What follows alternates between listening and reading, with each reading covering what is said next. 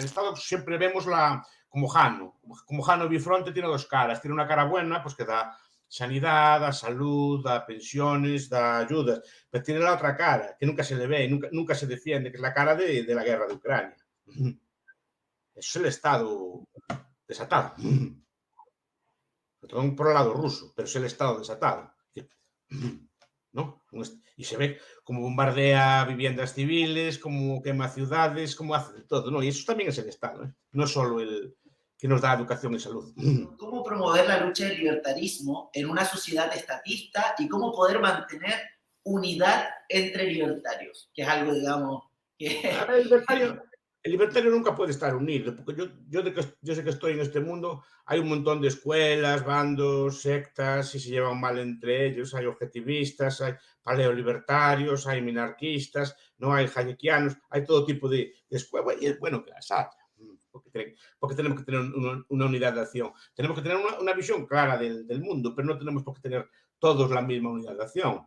Porque de ahí viene el conflicto, de querer que todos hagamos lo mismo. Y está bien, además si no, no aprenderíamos unos de los otros. ¿Y cómo vivir en un mundo estatista? Pues primero viviendo en él. A ver, es decir, cualquier idea nueva siempre nace en un territorio hostil. Al principio los cristianos eran 12 o 13, ¿no? Cuando empezaron. Pero tuvieron paciencia. Tuvieron paciencia, ¿vale? Y a cabo de unos siglos, pues consiguieron expandir su doctrina, o nuestra doctrina. ¿Vale? Pero esto es lo mismo. Tiene que vivir en un mundo que sabe que en cierta forma es hostil. Lo único que pido es que no se crea en él, nada más. Ni siquiera que se enfrente uno. Es decir, no, yo no soy tampoco una persona especialmente activista de la lucha, de llamar a los jóvenes todo el día al combate o todo el día estar peleando, una cosa por el estilo. No, a ver, tal como soy yo, ¿no? De carácter. Hay gente que es más activa.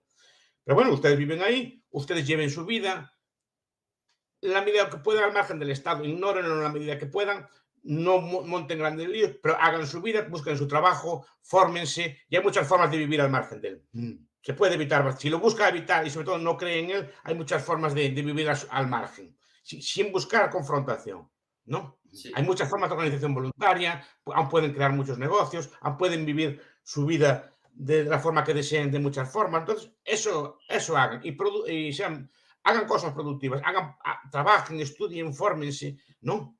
Lleven una vida ordenada y feliz, ¿no? Es lo que me gustaría que llevara. Y pero pueden vivir perfectamente. Sé que el Estado muchas veces es intrusivo, sé que el Estado muchas veces se mete en su vida, pero repito, si piensan de esta forma, buscarán la forma de evitarlo. Raimundo Cuvedú, un libro que se llama El Atlas del Liberalismo, dice que cualquier libertario, lo que tiene libertario, lo que tiene es el Estado. Es decir, que el principal agresor, el principal potencial rival o enemigo es la expansión ilimitada del Estado. Y eso es lo que tenemos que tener claro todos. Lo que hacer después no tenemos que estar de acuerdo, pero frenarlo, digamos, que impedir que domine cada vez más nuestras vidas y que interfiera más en nuestra vida económica, pero también en nuestra vida personal o nuestra vida social, y que hay que tenerlo claro. Eso es lo que nos debería, digamos, tener en cuenta a todos. Pues esos libros de Nock son así, Nuestro enemigo el Estado, por ejemplo.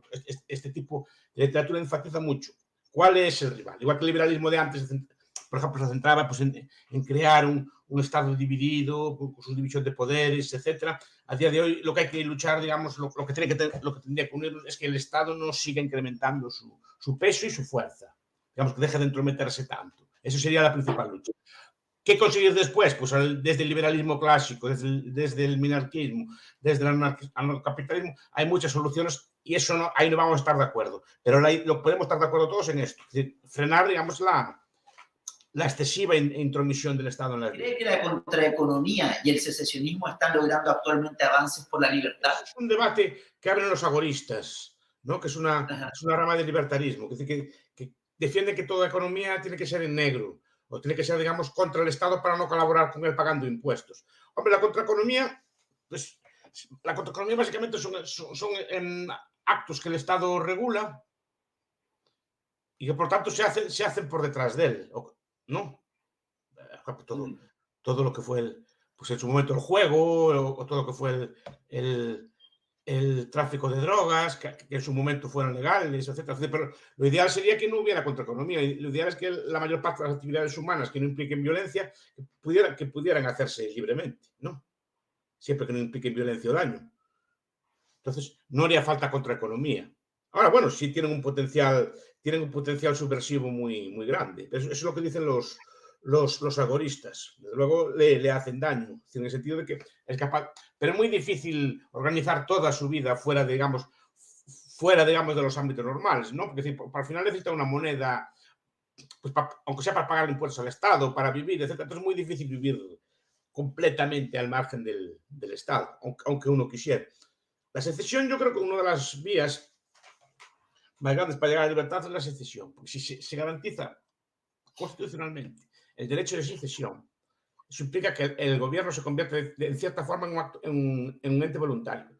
Lo que caracteriza a un Estado es que no es voluntario, es que usa la fuerza, digamos, que no le permite a la persona, digamos, autodeterminarse o decidir establecer su propia comunidad por su propia cuenta, sino que tiene que someterse, digamos, a una especie de directriz. Si usted tiene derecho de secesión, se debilita mucho el poder del Estado. Por eso casi ningún Estado la reconoce. Solo Liechtenstein, no sé si Sudán del Sur y formalmente Etiopía, aunque no la aplica. Creo que no sé si hay alguno más, ¿no? San Kitts Nevis, me parece. Pero normalmente la idea es que el Estado, tal como ahora se entiende, no es voluntario. No tiene posibilidad usted de salirse de él. Usted, individualmente o en grupo, no tiene derecho a salirse en él y organizar otra comunidad política.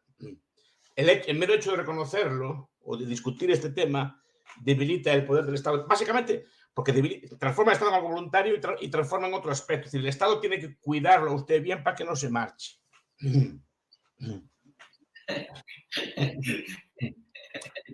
Como un comerciante. Por eso repito que ese derecho es esencial y discutir ese derecho es esencial. Y por eso, digamos, que es uno de los puntos que al estatista más le enfadan cuando habla de esto. Puede hablar de cualquier cosa, como habla de secesión o de, por ejemplo, de que Bio se separe, ¿no? Pues mucha gente ya se enfadaría, diría cómo puede ser esto, porque se considera como una especie de unión sagrada, ¿no? Pero no es una unión sagrada, simplemente que el Estado no quiere perder ningún territorio y no concede el derecho a nadie a esta sección. Por eso el derecho, o debatir este derecho es muy importante, porque transforma la propia naturaleza del Estado. No lo hace desaparecer del todo, pero sí que transforma su naturaleza. Un mundo con muchos estados sería un mundo, eso es un viejo debate, con muchos estados, ¿no? Como era en la Europa medieval. Yo siempre defiendo que era un mundo mucho potencialmente más libre que un mundo con muy pocos estados. Porque hay más posibilidad de optar, de salir, si se quiere llamar así. Y hay una competencia institucional entre ellos. Aunque no desaparezca de todo el Estado, sí que se hace una competencia y el grado de intervención del Estado disminuye. Y frente a esto, profesor, me gustaría preguntarle si cree usted que estamos en el ocaso de la democracia como sistema, digamos, convencional a lo largo del mundo, y si es así, ¿cree que hay una oportunidad para las ideas libertarias? Sí, a ver, ocaso, yo no sé si hablar de ocaso, no. La democracia es un sistema muy, como se dice ahora, muy resiliente. Es capaz de sobrevivir muy bien a cualquier sistema político, a muchas fuerzas, incluso es capaz de combinarse con muchas ideas e ideologías. En ese aspecto no la veo no la veo que peligre mucho, ¿no? Ahora, que está habiendo nuevas formas de democracia, sí, pero eso es lógico. Es decir, ahora hablan de las democracias iliberales, que le llaman así, ¿no? Es algo lógico en el sentido de que si la sociedad cambia, evoluciona, hay nuevos valores, la democracia en cierta forma se adapta a ellos. El libertarismo no tiene que ser, es válido para cualquier época, no es que haya un movimiento adecuado o no. Lo que sí que es nuevo es que se empieza a hablar de él, se empieza a discutir, se empieza a difundir. Personas como ustedes difunden las ideas, cosa que, por ejemplo, cuando yo era joven no había nada de esto. Aparte que no había internet, no había gente que supiera de estas cosas o que le interesaran estos temas. Y para mí es muy grato que existan pues, grupos de todo tipo que discutan estos temas. Ahora, de todas formas, yo recomiendo paciencia. Sé que la juventud de ahora todo lo quiere y lo quiere ya. El triunfo de una idea, si se quiere que triunfe bien, lleva decenios o lleva mucho tiempo. Porque si no, es un triunfo muy frágil. Vale, un político libertario, por ejemplo, como Milei, ¿no? Pues puede ganar las elecciones. ¿Vale? Ya bastante hace con que se presente porque habrá un montón de temas de debate.